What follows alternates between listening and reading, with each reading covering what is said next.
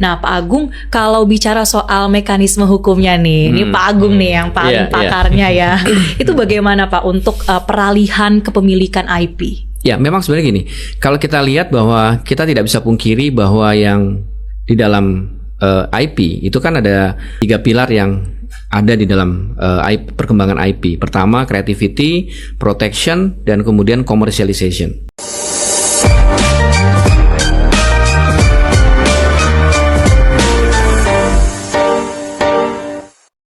Nah, kalau kemudian bicara soal IP nih, Mas Boni yang juga mengurus begitu ya IP dari Nusa.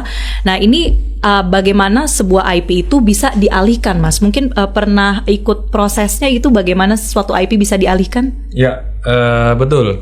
Dan memang pada kasusnya memang Nusa itu memang saat ini sudah dialihkan. Sudah dialihkan ya? Nah, jadi yang tadinya memang kepemilikan ada di kami di Little Giant, sekarang memang sudah dialihkan. Gitu. Jadi itu tadi menariknya adalah mungkin ini salah satu yang orang belum banyak ya secara praktek ataupun secara teori ya bahwa ternyata IP ini bisa dialihkan. Gitu. Jujur waktu itu kita juga karena belum ada studi kasusnya, belum ada contohnya, akhirnya ya kita mungkin bisa dibilang menjadi yang pertama mungkin ya. Mungkin sudah pernah ada dialihkan, cuman yang sifatnya tuh dibeli sama pihak luar mungkin ya, gitu ya. Cuman yang untuk secara kerjasama di dalam negeri ini yang mungkin baru pertama kali gitu. Jadi memang bisa Mbak, dan kita memang ikuti prosesnya dari awal. Semua kita pastikan bahwa proses transisinya ini berjalan lancar gitu.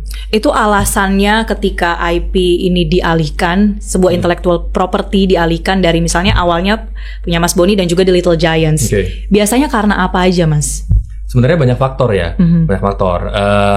Bisa jadi karena ini kita melihat potensi aja gitu loh. Misalnya apakah IP ini kita melihat potensinya bisa lebih growth di tempat barunya gitu. Karena kan IP itu sebenarnya kan kayak bayi yang kita lahirkan gitu ya. Kita lahirkan benar-benar di sketch dari awal dari ya. Awal dari nol kita didik lah, kita rawat sampai dia besar gitu kan. Dan kita kan selalu punya tujuan ya, gimana caranya biar ini anak bayi ini bisa dia tumbuh besar dimanapun dia berada gitu kan. Nah, itulah salah satu alasan ketika kami sebagai production house yang sifatnya itu IP development gitu kan, kita paham bahwa secara kreatif kita tidak bisa hanya ibaratnya mengeksplorasi satu produk saja gitu, karena secara kreativitas kita akan tumpul gitu. Jadi kita harus tetap berkarya lagi, buat sesuatu yang baru, berpikir lagi gitu kan. Nah, sedangkan Nusa ini jangan sampai dia terbengkalai dengan adanya anak-anak yang baru yang kita produksi gitu kan. Akhirnya dia harus mendapatkan tempat yang layak untuk dia bisa tumbuh dan berkembang. Itu salah satu alasan yang kemarin akhirnya memutuskan untuk dialihkan ya Mas. Betul, ya IP dari Nusa. Nah, Pak Agung, kalau bicara soal mekanisme hukumnya nih, ini Pak Agung nih yang paling pakarnya ya. Itu bagaimana Pak untuk peralihan kepemilikan IP? Ya, memang sebenarnya gini, kalau kita lihat bahwa kita tidak bisa pungkiri bahwa yang di dalam IP itu kan ada 3 pilar yang ada di dalam perkembangan IP. Pertama, creativity, protection, dan kemudian commercialization. Ketika dikomersialkan, dia pasti membutuhkan pihak lain untuk mengkomersialkan. Tadi kan sudah dilakukan kreativitas dan sudah dilindungi karyanya. Dan kemudian ketika komersialisasi, dia akan berhubungan atau berinteraksi dengan pihak lain untuk dapat mengembangkan lebih besar lagi. Nah, itu dimungkinkan. Kalau di dalam karya cipta film animasi ini, ketika dialihkan pada pihak lain, ini sebenarnya yang beralih adalah hak ekonominya, ya, hak untuk mengkomersialkan. Tapi moral right-nya atau hak moralnya tetap ada pada orang yang membuatnya. Gitu. Jadi kalau dalam rezim hak cipta itu ketika ada pengalihan, yang beralih adalah hak ekonominya. Jadi tetap bahwa orang yang mengkomersialkan tadi tidak boleh menghilangkan nama penciptanya. Apalagi kalau mau dijual terus kemudian kontennya dirubah sama dia, harus seizin dengan seizin dari yang membuat. Kalau memang nanti dia akan melakukan pengeditan ya, mamanya dari tayangan sekian menit itu akan dipotong menjadi katakanlah 5 detik atau 10 detik, itu juga harus disampaikan kepada si penciptanya gitu ya. Nah, untuk kepentingan komersialisasi, film ini dibikin atau dibuat menjadi berapa bagian. Nah, itu juga aset itu perjanjian. Nah, itu boleh saja seperti itu. Nah, itu harus jelas di awal harus juga ya, jelas Pak. di atas, dan juga harus jelas hitung-hitungannya itu gimana komersialisasinya. Kan ketika ini dikomersialkan, terus kemudian si penciptanya bagaimana pembagian imbalan atau royaltinya seperti apa itu harus diperhitungkan gitu kan. Ya, jadi ini harus jelas perjanjiannya.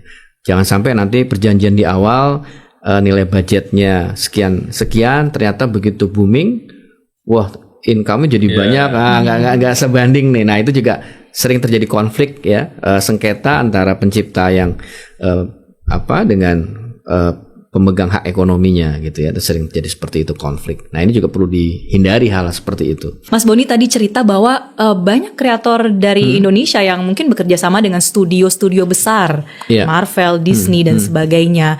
Nah, itu bagaimana Pak, bahwa hak-hak mereka itu tetap bisa dijaga, dipenuhi sebagai kreatornya IP? Ya itu tadi kalau kita lihat ya, kalau kita bicara film, ini perlindungan hak ciptanya itu banyak ya. Jadi orang menyebutnya bahwa film itu disebut sebagai bundle of right. Ada sekumpulan hak di dalam sebuah karya film. Ya, pertama ada karakter, orang yang membuat karakter. Ya, terus kemudian soundtracknya, terus kemudian scriptwriter, gitu ya. Nah, terus kemudian kita juga bisa melihat bagaimana peranan scriptwriter terhadap cerita. Hak hak untuk dilindungi oleh negara itu lewat mekanisme apa, Pak? Nah, dalam peralihan itu. Ya, jadi gini, tentunya kalau undang-undang kita sudah memberikan perlindungan kepada pencipta, ya, bahwa mereka punya hak atas karya yang dihasilkan. Jadi kalau kita lihat bahwa undang-undang hak cipta ini kan bersifat universal, artinya karena kita juga menjadi anggota Konvensi Bern, perjanjian multilateral yang berkaitan dengan hak cipta.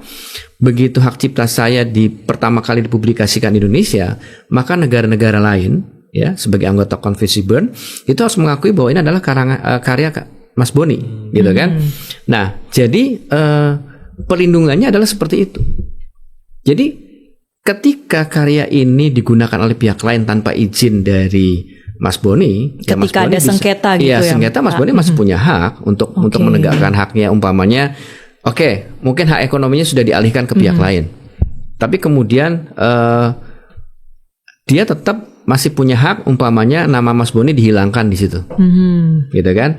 Atau tim kreatornya di dalam kreditnya itu dihilangkan semua, diganti dengan nama yang lain. Nah, ini tetap Mas Boni punya hak untuk dapat menegakkan hak dia. Kenapa kok namanya dia dihilangkan dari film tersebut, gitu kan? Nah, kalau kasusnya tuh di luar negeri, Pak, mungkin kan ini akan ada prosedur-prosedur yang berbeda ya, yang harus diikuti, bayar lawyer mungkin di luar juga mahal. Iya, betul, nah, betul. itu bagaimana kalau kita sengketanya dengan studio di luar negeri, Pak? Iya, sebenarnya gini, secara hak dia punya hak untuk melakukan penegakan haknya, gitu kan? Tapi ya tadi kalau mau menegakkan di negara lain, ya tentunya itu sistem hukum sana yang berlaku. Artinya secara hukum hak ciptanya, secara internasional dia berhak, gitu kan? Tapi kalau bicara bagaimana prosedur penyelesaian sengketanya, setiap negara beda-beda nih. Itu yang membedakan itu saja, gitu kan? Nah, tapi kalau bicara haknya, boleh. Umpamanya dengan jalur mediasi itu mungkin lebih bisa dilakukan daripada jalur di pengadilan, kan gitu ya? Jalur mediasi, kemudian melakukan pertemuan untuk bisa menyelesaikan sengketa, dialog seperti itu, gitu ya. Kalau dari Kementerian Hukum sendiri, ini bisa satu hal yang bisa dikonsultasikan sebetulnya ya, Pak ya. Betul. Sangat bisa ketemu sama Pak Agung nih nanti di sini. Nah, sebelum kita beralih, Pak Agung dan Mas Boni, ini kita mengadakan polling. Kita tunjukkan ya, pertanyaannya ini adalah lebih suka film animasi mana? pilihannya ada lokal atau Indonesia, terus kedua luar negeri atau dua-duanya. Nah, ini hasilnya sebenarnya lumayan imbang ya. Iya. Mungkin thanks to Nusa juga Mas Boni ya, sehingga banyak kemudian yang respect dan juga menyukai film-film animasi dari lokal atau Indonesia. Luar negeri tentunya ini persaingan semakin ketat ya, Mas Boni ya, 34%. Tapi ya dua-duanya mungkin kalau ada film dalam negeri yang tayang film animasi juga. nonton juga, Iya. dari luar nonton juga supaya nggak ketinggalan. Ya, tapi kan kalau dari sini kelihatannya memang masyarakat Indonesia udah mencintai film animasi Indonesia. Betul. Ya kan, Iya. angkanya berimbang gitu kan, berimbang artinya nggak kalah kan gitu. Betul. Hanya masalah supply-nya aja mungkin ya. Supply Iya, kontennya betul, aja. betul, Harus mengimbangi karena kan Iya. kita dibanjiri sama konten dari luar. Ya, harus berimbang. Saya ke Pak Agung dulu nih. Kalau Iya. dari sisi regulasi Pak, bagaimana sih melindungi karya-karya animasi di tengah adanya AI juga? Bagaimana satu karya yang ada campur tangan AI di dalamnya itu menjadi satu hal yang sebenarnya bisa menjadi IP juga?